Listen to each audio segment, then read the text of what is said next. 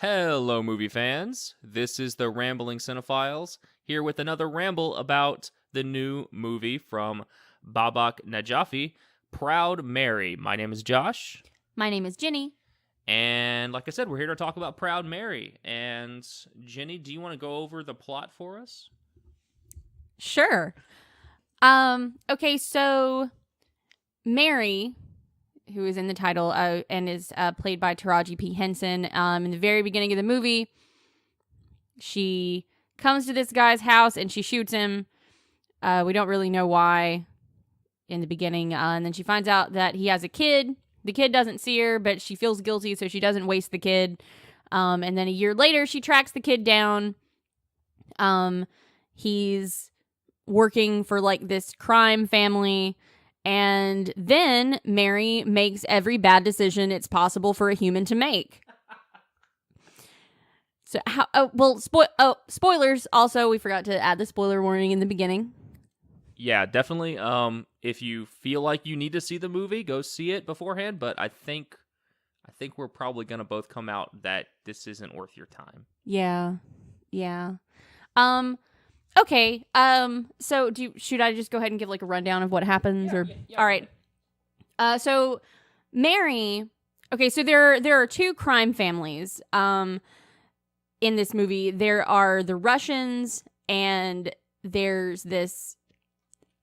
I don't technically know what you would. It's a crime family full of black people.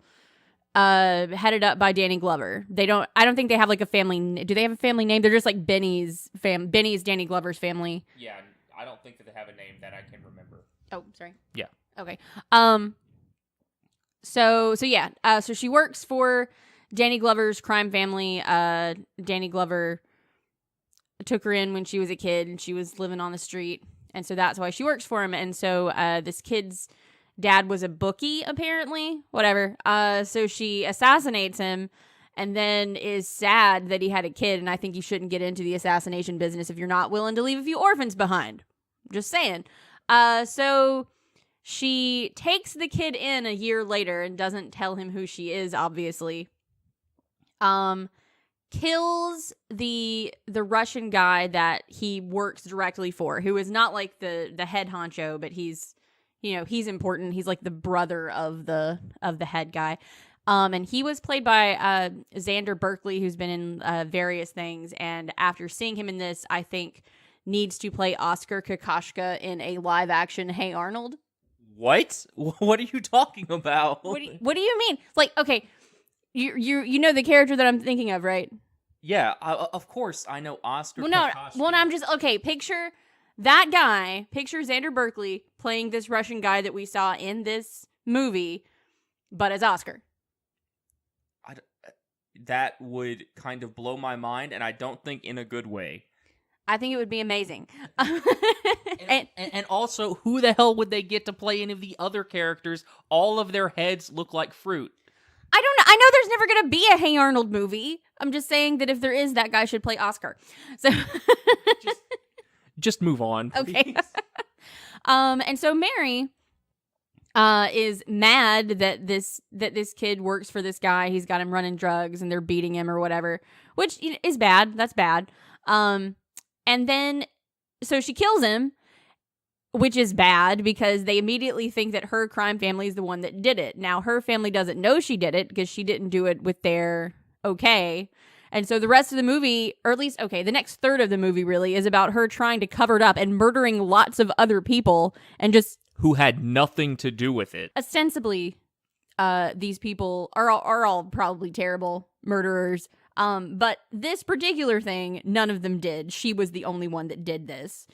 And then she decides, well, I'm going to take the kid and we're not going to be in crime anymore. And Danny Glover's like, no, you can't. And she kills him. And then there's this whole thing. And then she kills Tom, her ex-boyfriend, who was the guy. He was, I don't know if he's still in it. He was in How to Get Away with Murder. He was the guy that Annalise was cheating on her husband with in the beginning. Sexy arms. And that's it. She kills everybody, and her and Danny, the kid, run away he forgives her for killing his dad. Apparently he was a piece of shit. Kid never liked him anyway, and that's the movie. Josh, what are your thoughts? There are a lot of problems with this movie. I'm just going to go through a few, and we'll expound on them as we go in. So the writing in this movie, like the dialogue, was atrocious. It was like the rough draft of the script. It's like everyone is saying the condensed version of what they're trying to say. It's like, and they're not even saying what they mean. The pacing in this movie is like incredibly fast. Like no one ever gets a chance to breathe and think about their decisions. Scenes like full scenes will happen in the span of like 5 seconds. For instance, Danny Glover goes to meet with that Russian gang to talk to them about, one of their people got hit.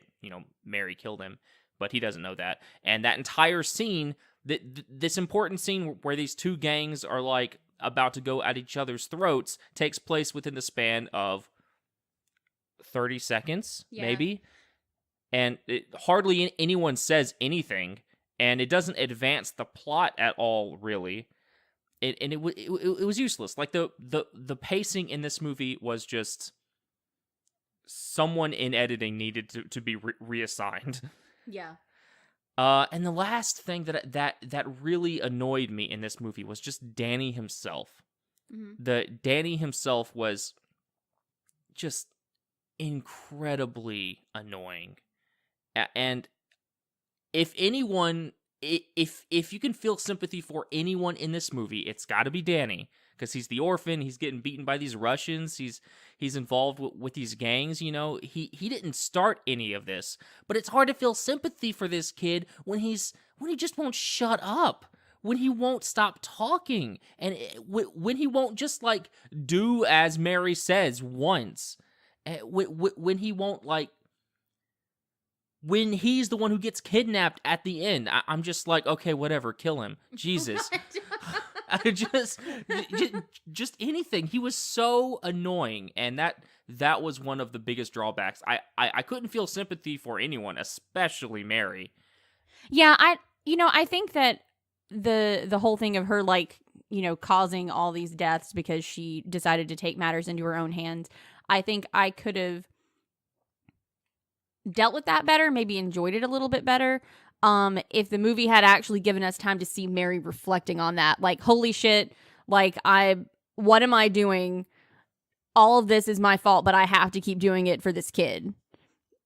Obviously, she would still be making bad decisions, but I guess from a character standpoint, I would find it a little bit more forgiving if I was allowed to see her at least think about it. And at the end of the day, she only takes in Danny because she feels guilty about killing his dad. That's not a good way to start out a character who we're supposed to feel sympathy for. And frankly, I don't care about the gang at all. I don't care about what's his name? Danny Glover's character? Benny, I think. I don't care about Benny's gang at all. Which is fine, because they all die in the end anyway. I don't care about the Russians, and I don't care how Mary is associated with them, because she's as much of a killer as all of them. Yeah. So it's just, it's not a good. Mary doesn't really have a character arc in this movie. She doesn't. Now she does like admit that in the beginning she took him in for guilt, but like later it's, she says it's because like she loves him, as a kid or whatever. But the problem, like, since there's no arc, I don't get to see that development. I don't get to see her develop like actual like maternal instincts for this kid. Mm-hmm. My problem, okay, I agree that Danny was a little bit of a problem, and that was like one of the first things that I noted. I was kind of like, if you're gonna put all of this, heavy lifting acting wise on a child actor, you need to make sure that they can handle it. And I'm sure that kid, I'm sure he's fine. But he's obviously, he's a kid, he's inexperienced. But then I kept watching the movie, and I wasn't really blown away by Taraji Henson's performance either. And so I thought, well, I mentioned in the trailer episode that I haven't watched Empire, and I know I've seen her in, other stuff before, but I haven't seen her act in a lot of things. And so I was like, well, maybe she's not as good of a performer as I've been led to believe. But I mean, I'm sure that's not true because, people like her so much and she's gotten so much acclaim for Empire. And I was like, well, that's strange. She's obviously a more seasoned actress. That's kind of, I was like, maybe it's not Danny. Maybe it's the direction and the script. And so then we get to Danny Glover, who is obviously phoning it in. Like, Danny Glover did not want to be there. I mean, it is obvious in the movie that all of his lines were voiced over. Yes. Yeah. Oh my gosh. And there was so much of that. There was so much that, because I wanted to talk about the editing. There was so much of like, cut scene, like cut behind a character while they're talking, but you can still see their mouth, but they're talking and their mouth isn't moving. And there was a lot of that in this movie. It was just sloppy. Like, so much of this movie just felt rough. Yeah. Like they didn't have time to finish it. And there's a scene in particular when Mary and Tom are in the kitchen together, and they're talking, and like Tom is kind of half turned toward Mary, half turned toward the door in one cut, and then it cuts back to Mary, and then cut back to Tom, and suddenly he's leaning on the counter, and we never saw that movement. And then like it's the same thing, like he's leaning on the counter, and then cut, and then he's like behind Mary all of a sudden. And it's not a stylistic thing. It wasn't like a stylistic jump cut. It was just sloppy. So yeah, the editing was sloppy. The script was definitely sloppy. While I definitely have a problem with the way Danny was written, I have a hard time blaming the actor who played him for that performance, because I think that the director did not get a good performance out of anybody. So I can't blame that kid if he couldn't even get a good performance out of Danny Glover, I completely agree. Danny himself, like the actor, his performance was fine. Yeah. It was the words that were coming out of his mouth that was the problem. And it's the same for Mary and for everyone else in the movie.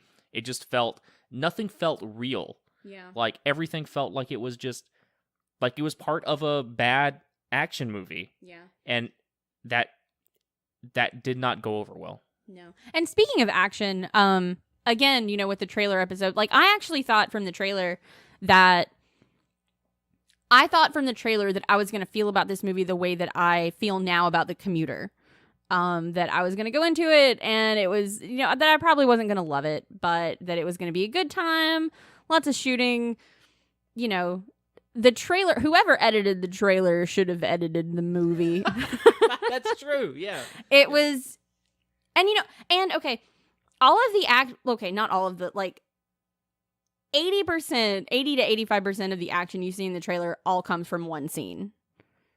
Yeah, the ending scene, right? Yeah, at the end with the warehouse. Yeah, most of it comes from the ending scene. There is not as much action in this movie as the trailer leads you to believe. So even if you're thinking, well, I don't really care about the plot, I just want to see a lot of like badass action sequences, you are also going to be disappointed on that front. Yeah, like so much of the movie is hyped up to show that Mary is this awesome killer, and we only ever see that at the end. And even that action sequence, while it was decent, it wasn't anything to write home about. It didn't save the movie. No. It was definitely the best part, I think, but it was absolutely just not enough. Yeah. Can I talk about like the most insulting part of the movie? So do you remember the character Walter? Yeah. Yeah. So Walter is this other part of Mary's gang that she's a part of, and he seems like a fine person. He hardly has any lines at all. And Mary at this point is trying to keep the fact that she killed Uncle's gang quiet, and that's where Danny comes from. Well, Uncle's gang is trying to track down who did it, and Benny, Danny Glover, wants to give them something, wants to show that they didn't do it, so here's a tribute, right? And Mary talks about giving them Walter because Walter had a beef with them years ago, I guess.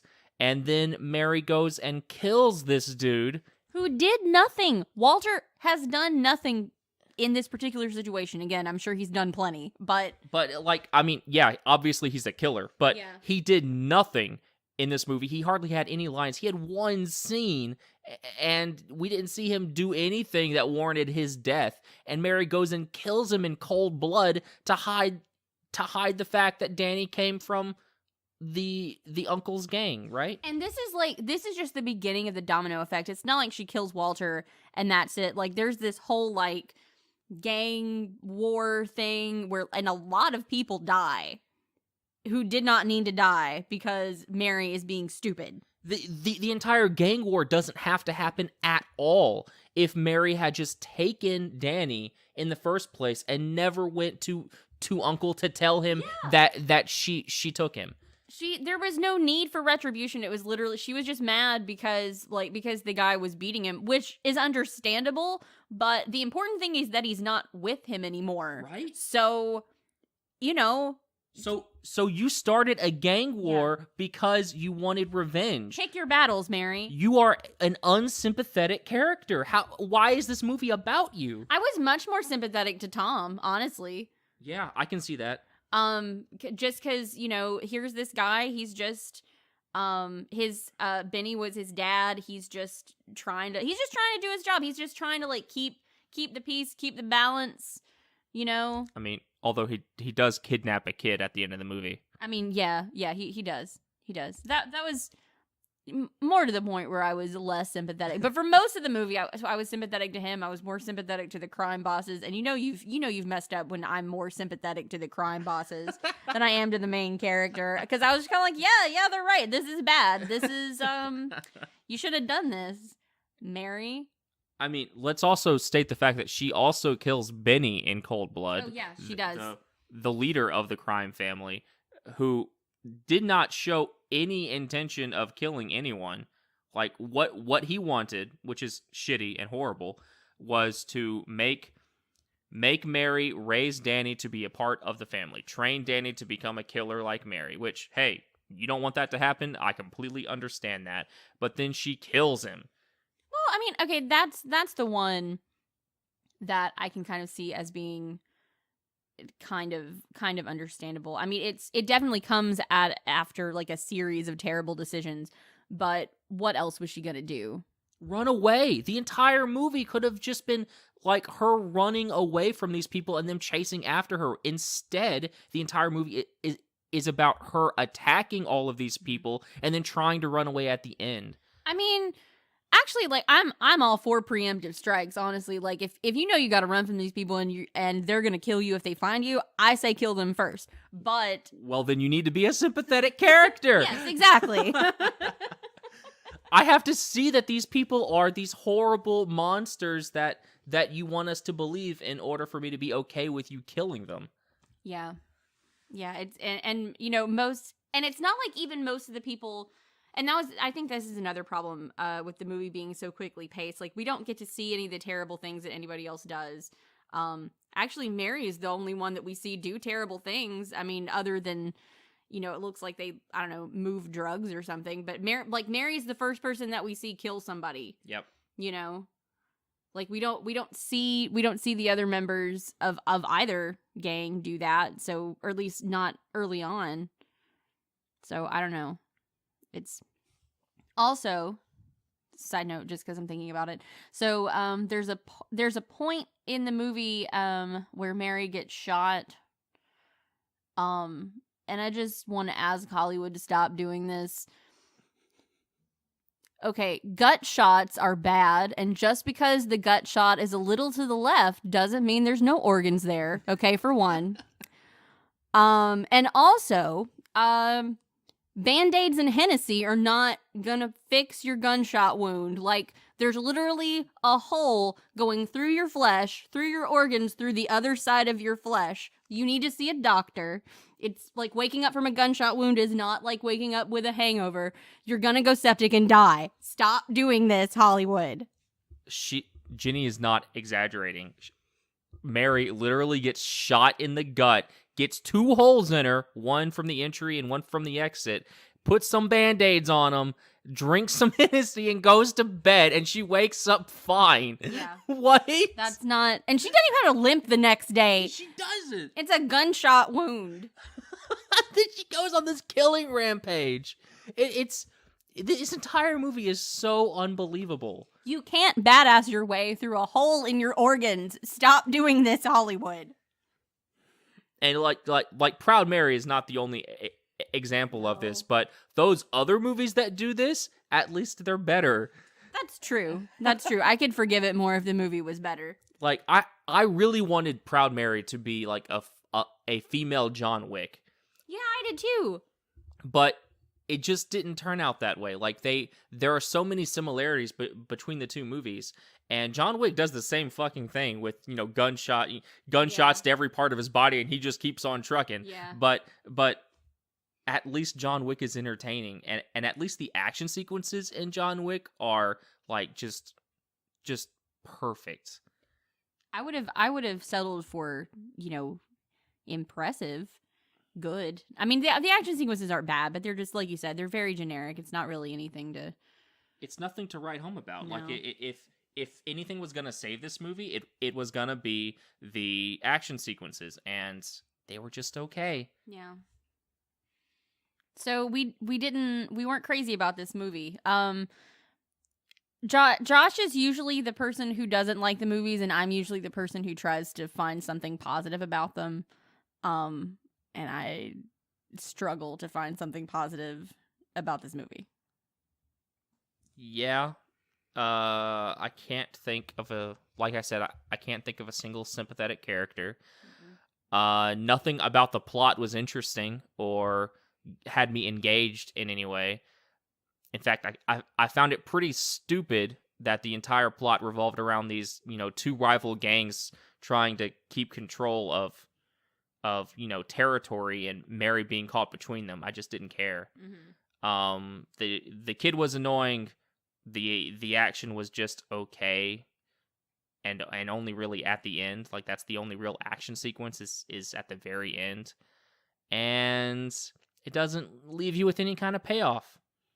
No, yeah, Mary kills everybody, and her and Danny just go away. That's it. Just leave. Like, Mary had some savings, and Mary and Danny just leave the city. Oh, that's another thing I wanted to talk about. Okay, so earlier in the film, Mary's got a paper bag full of cash in her closet, and she tells Danny, like, hey, if something happens to me, like if, you know, my people kill me or whatever, something happens to me, I want you to take that money, and I want you to just go away and just, you know, use it to support yourself. Which, I mean, it's good that she's thinking ahead, I guess, but even if he had enough money to be able to completely support himself, that's not going to help a kid. A kid's not going to... He can't buy real estate. He can't... Like, somebody's going to notice that he's living on the street at some point. He can't open up a bank account, so he can't even make sure that the cash doesn't get stolen from him while he lives on the street. Like, this is just... Like, a kid walking around with $500,000 or however much it was. I mean, he'll be able to buy food. But that's it.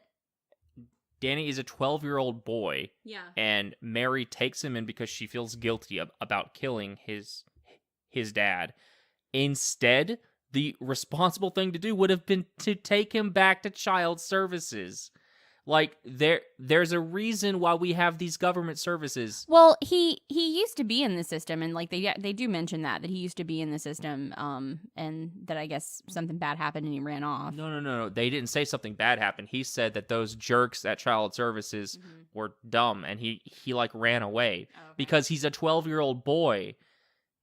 He needs to be in an orphanage or in a foster home. Yep. And you know, are you telling me that she has like no friends or whatever outside the family, like no, like a friend or a sister or a cousin or something that she couldn't be like, hey, if something happens to me, I want you to take this money and I want you to buy a bus ticket and find my friend whoever, right, and get them to help you.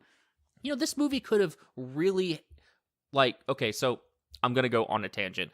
Get Out, the movie Get Out, was, I think, better for the fact that it had a lot of comedy sprinkled into it, and that was all from the airport security guard guy, Yeah. and he was awesome. I love that dude, and I think this movie that's something that this movie lacked. It lacked any kind of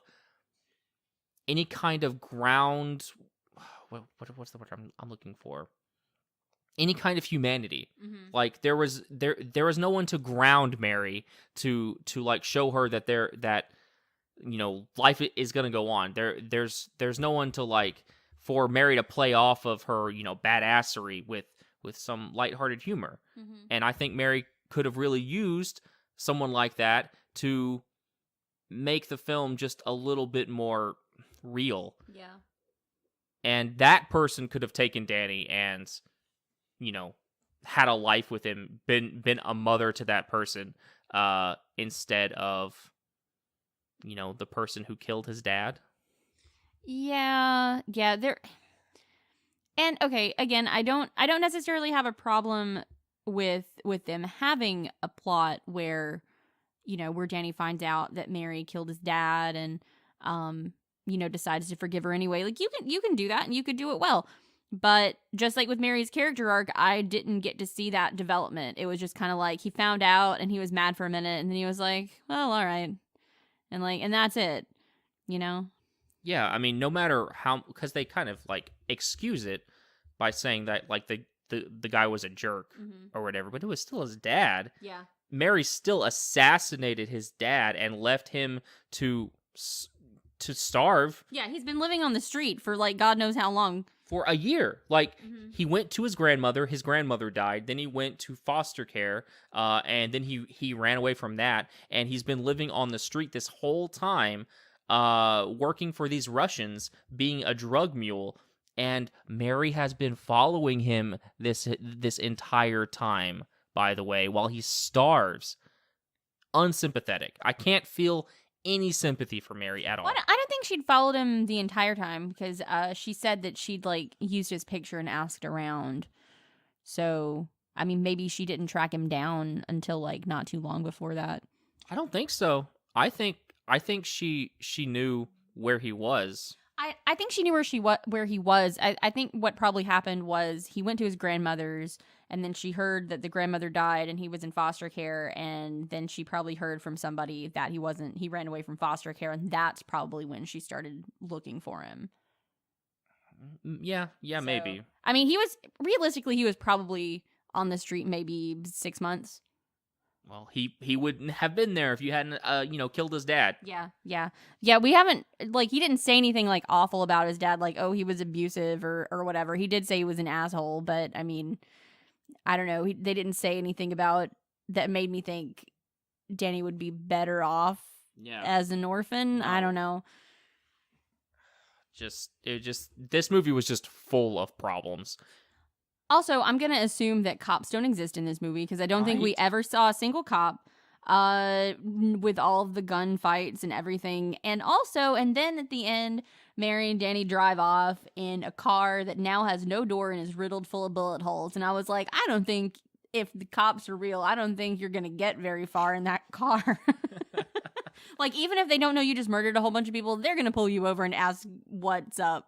Apparently not, because they don't exist in this movie at all.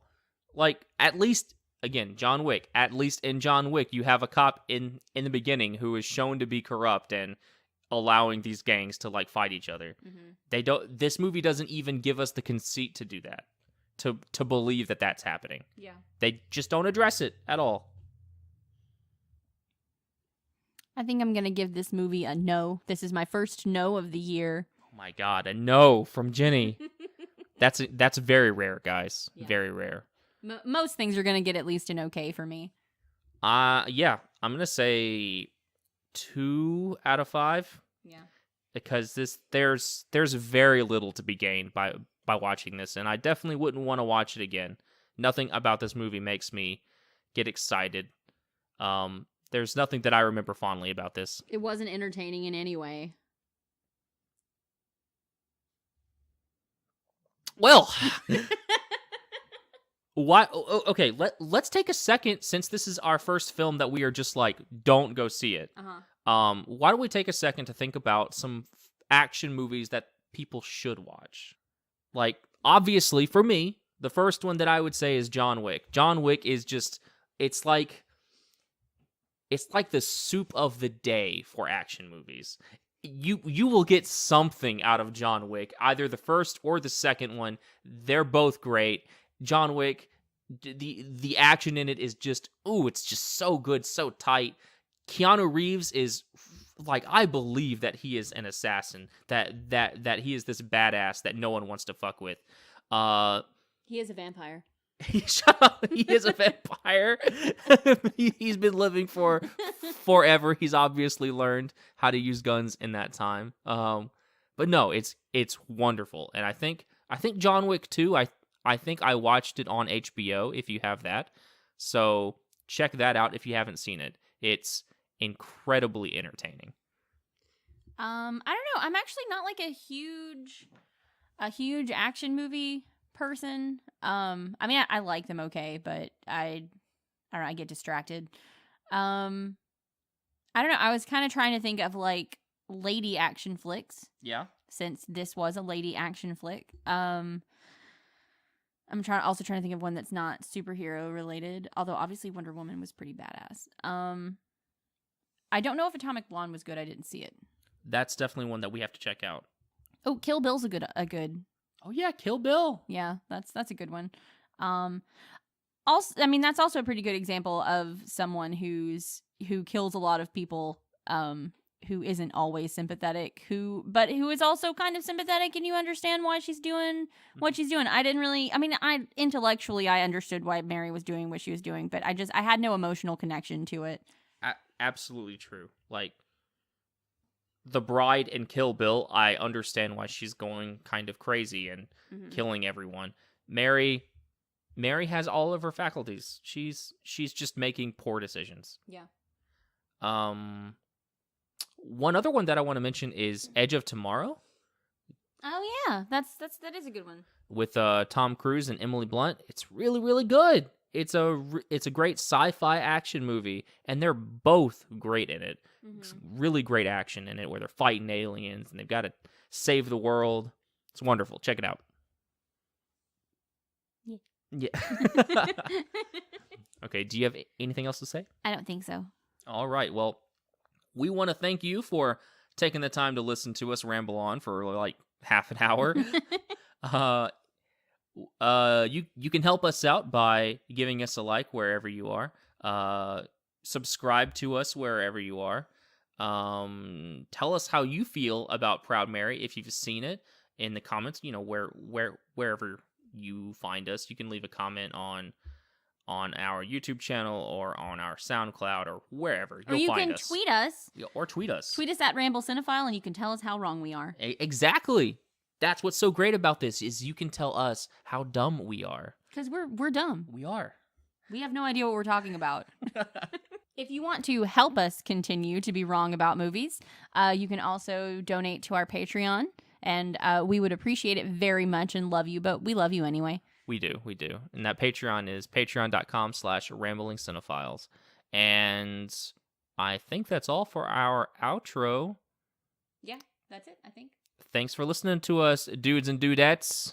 Bye. Bye.